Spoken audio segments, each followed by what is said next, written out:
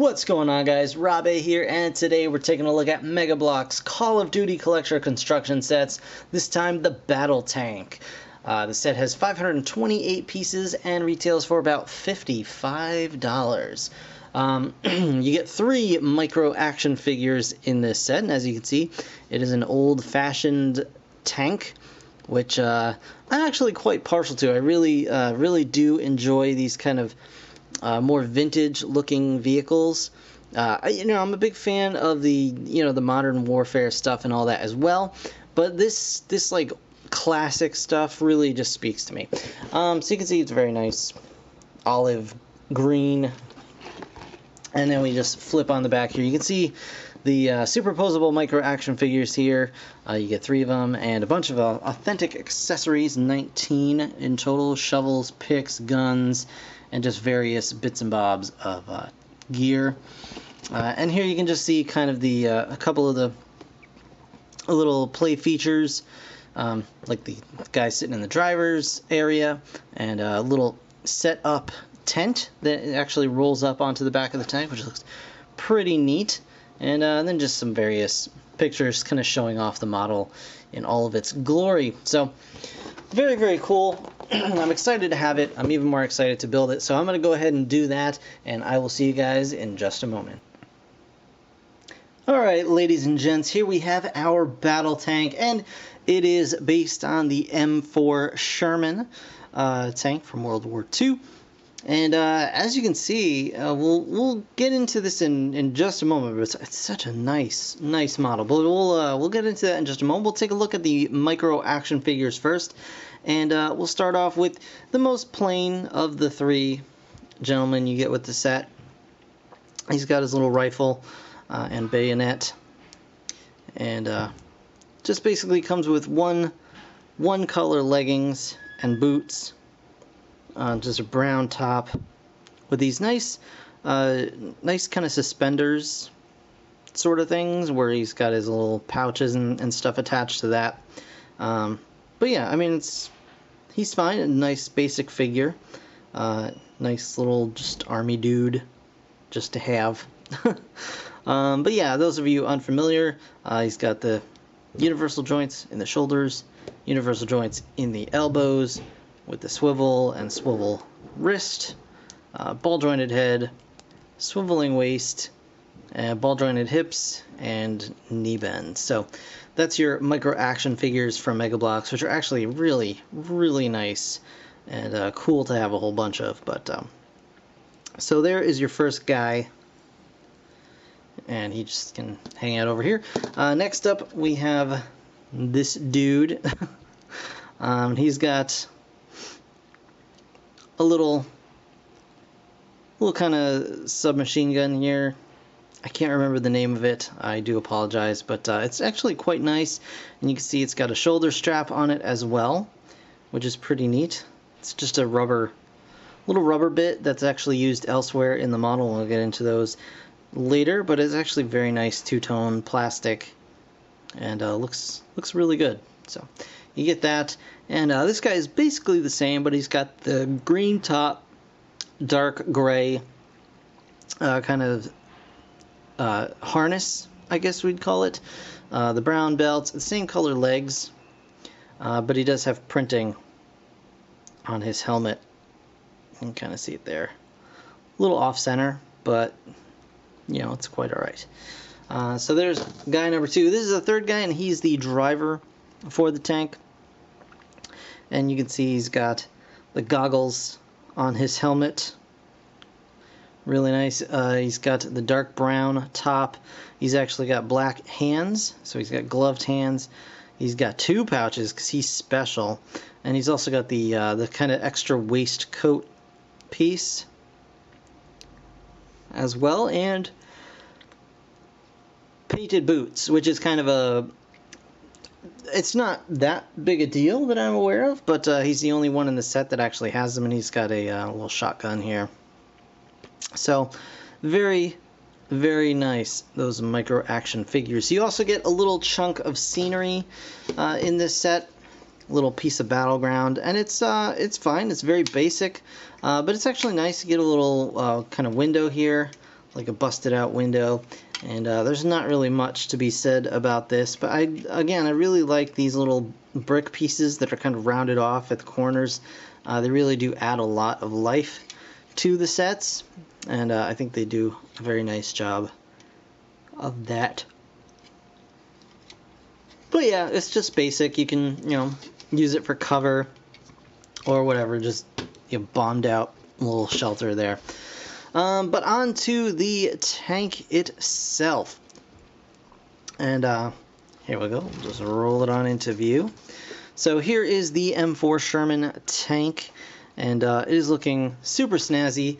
And I actually like it quite a lot here.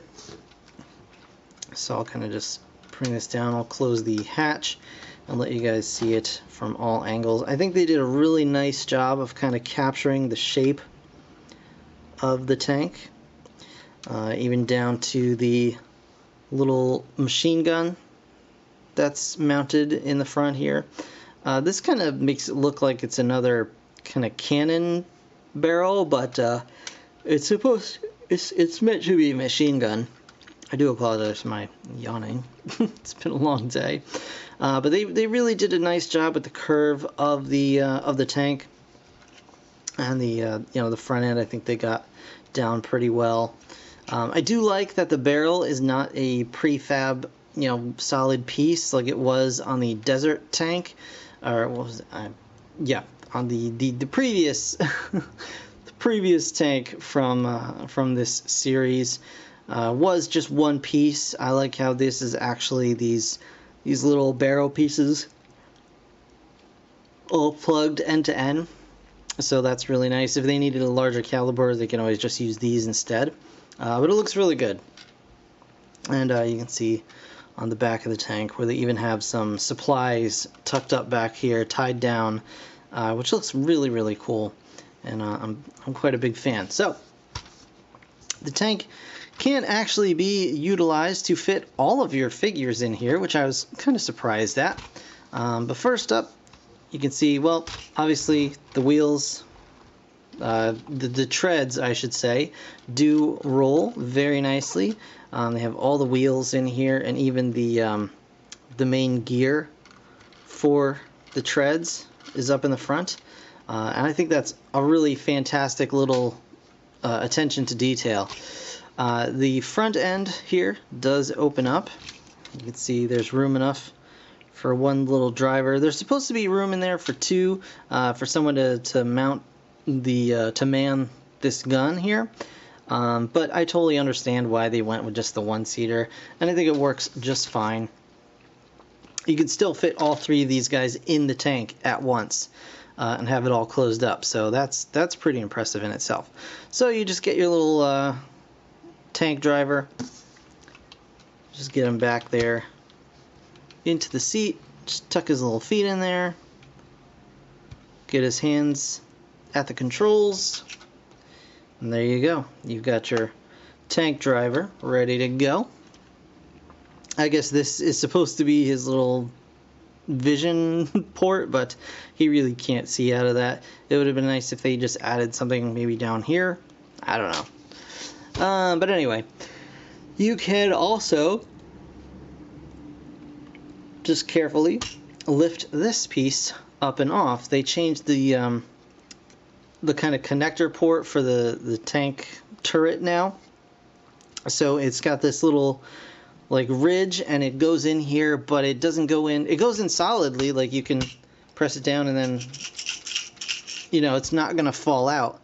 But if you kind of just give it a nice little wiggle in one direction and then the other, it'll pop right out. So you've got this nice open area here inside the tank, which works really well. And you can even see you got some little clips back there. You can take your weapons.